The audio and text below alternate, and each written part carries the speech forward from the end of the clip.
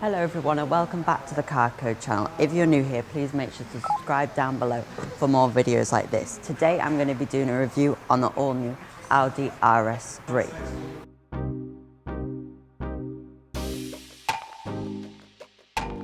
As you can see here, the wheels look absolutely massive. They're 19-inch alloy wheel, but they look big because they've got the obviously low profile sports tyres on. Normally this would feel quite uncomfortable in a car, but this also has comfort mode and it works really well on Audis. You've also got your RS on your brake calipers. As you can see, they do definitely make a statement on this car.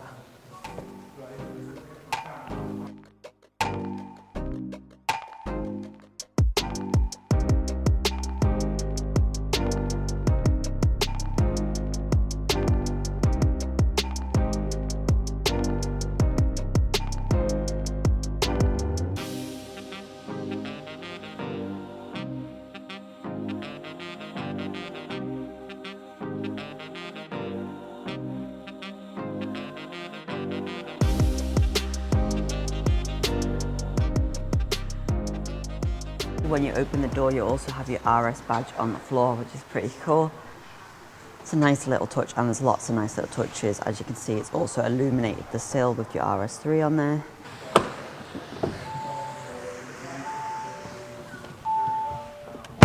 So this is the inside of the RS3, and as you can see, it's extremely sporty. Like last week in my Taycan video, if you haven't watched that, please click on the pop-up banner to watch that video. They have similar sports seats, but these ones hug you a little bit more. You've got practical cup holders in the middle. It's a shame you don't have something to cover these over. It can feel a little bit cheap down here, but other than that, it's pretty nice.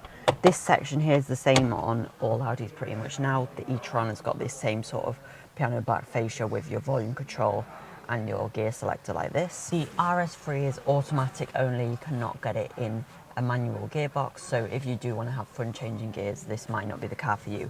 You do have your flappy pedals here, and they are proper ones. They do stick out and they've got really nice haptic feedback to them. You've also got heated seats. All the different things on this car, it is obviously packed because it needs to be packed to justify its price. You've got your electronic handbrake as you're doing all of the A3s now. Your little armrest in the middle as well, which can also be adjusted like this, and for height, same in my Golf. Really all familiar nice. You've got this little trim here. It's a sort of like a woven thing, and it says Quattro on it. As it is, the RS3 is a Quattro. One of the things I really like about the new A3 and RS3 is this vent here, and the vents, that is just obviously inspired by the Lamborghini. And I think that is a really cool touch. As obviously Volkswagen owns all these brands, it's nice when they add a bit of design language from another brand into a car. Not too much, just enough, but inside it is very Lamborghini-esque, and I think that's quite special. Even when you're buying a £24,000 A3, you still get that. And don't forget that the A3 that this car is based on is an amazing car anyway. This just adds the power to it and makes it a lot more performance orientated. Dark headline on this car isn't too bad. The windows are quite high, and you know, they're quite a big window, big mirrors as well. So it feels really nice in this car. I'll show you the screen now. It's nice that it's been tilted towards you for the UK market. Not all cars do this, and that is one of my pet peeves, but this is really good. So you've got your radio, obviously DAB, Apple CarPlay, everything like that that you need is all on the car. Your USB points are both USB-C, which is obviously how it's going and how things are changing. What I quite like is when car manufacturers put one USB and one USB-C, so you can use it now and in the future. I think that makes a lot of sense. They've just put two USB-Cs in this one, so you might have to buy new cables, but I'm sure if you're buying this car, you can justify that. You've got your fully digital dash, of course, in the front. It looks really cool. The only thing about the sort of infotainment and on the steering wheel is your cruise control is actually on the stalk down here. I personally prefer cruise control to be on the steering wheel. I think it's much easier, but it does keep the steering wheel quite minimalistic. But like I say, the cruise control, a lot of people might not realise it's there because it's just sort of hidden down here. And I'll show you the practicalities of this car because you might be surprised.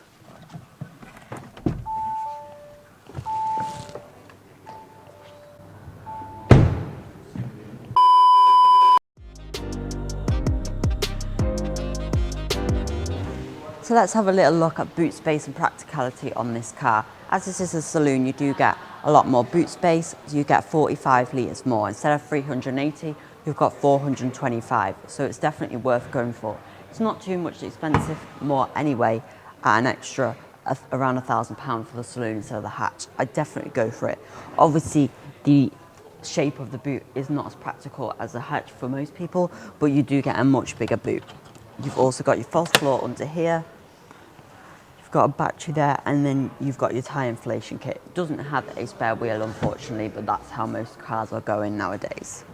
The boot's not electric, but Audi's created a really clever system that's really smooth and lightweight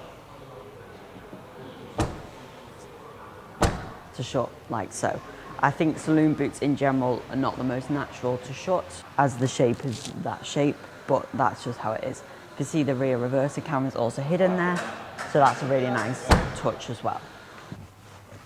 Okay, so I've set that seat up now for my seating position, and as you can see, plenty of room. What I really like about newer cars, especially nowadays, is there's been so much more adjustability in the front seats, with height adjustability, steering wheel adjustability, and how far forward the seat can move. Even if you're really large, you can get this seat really far back. You can see they've got full-size headrests in the middle as well. Really nice. I'll sit in the middle seat to demonstrate to you. So the middle seat's got no Alcantara on it. It would be nice if it did, but it's a bit more hard wearing. Not very comfortable, but obviously for short journeys it'll be okay. This is an expensive car, like I say, but I think the backseat passengers have actually been really well thought about, and I think people will be looking at this car from more expensive cars, so more expensive hatches, maybe even like Porsche Panameras and things like that. I know that's a lot higher up in price, but if you think about it, it would make sense. It's got enough practicality for a small family, and obviously it's got all the speed that you'd ever need. So let's talk about some of the cool things about the RS3. One of them is obviously this engine. It's a 5-cylinder turbocharged petrol engine, and obviously it offers 400 horsepower of power, and it is 2.5 litres. It's a really good engine, and this makes this car go from 0 to 60 in just 3.8 seconds, which is absolutely incredible, especially from a hot hatch like this. And it's amazing that Audi have managed to get this from the normal A3 and then made it into the RS3, just from the same car. So it's quite cool how they've done that, because the A3 that is based on is an amazing car as it is, and they've just enhanced it if you did want something that was really performance orientated. Another cool feature is Audi's Matrix LED headlights. Audi are known for making the best LED headlights. Another thing is, if you forget what car this is, when you unlock it, this section, watch what it spells out. So it says RS3. How cool is that, that they've managed to incorporate that into their light design? It's pretty amazing. So that there is a normal A3 saloon, as you can see. That is in the Atoll blue colour. It's a really nice colour. This is something I'd go for. I don't need the power, and not everyone will need the power. As you can see, £25,695 seems a bargain compared to the £52,000, but it does not have anywhere near the power of the other car. But I think this car's beautiful. What do you think? I think it quite complements my turmeric yellow car. Another cool thing about this car, I would say, is just the way it looks. It looks incredible. There's not many C-segment saloons at all anymore. It's a good option if someone's downsizing the car and they still want that power, or even more power from a bigger car into this. You get all the technology that you would on a bigger car, you get all the power you would on a bigger car, and it's a lot cheaper than if you go for something even more like your RS5s and things like that. So it's a really cool car.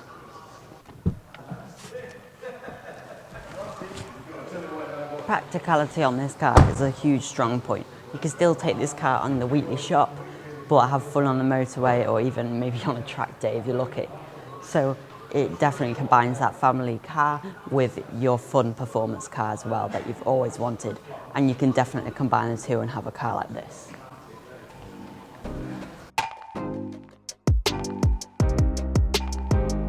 So what What are the negatives of the RS3? Well, there isn't many really. It is a fully packed performance sports car. It's got design, it's got style, it's got practicality, and it's definitely got performance.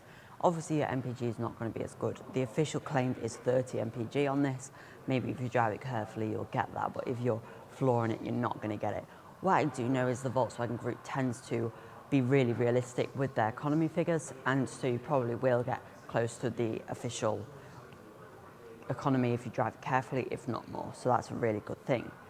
The only thing I'd say, like I say, is the price. It is an expensive car starting £52,000. So at that price, you could get a little hot hatch like a Fiesta ST and a normal A3. You could have two cars, but this combines it all into one car. So it's for that customer that wants it all in one car. Another thing is that you can only get it in automatic, no manual option on this car at all. So if you like to have fun changing gears, this car is not the one for you, but it's a great option, especially now most people with higher power cars definitely like to go for the automatic option, so it's a great car for that.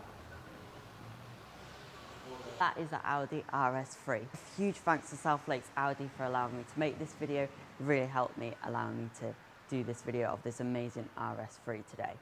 If you like this video or like any other car videos, please make sure to subscribe, like I said, to my channel and leave any comments down below. And I hope to see you in the next video.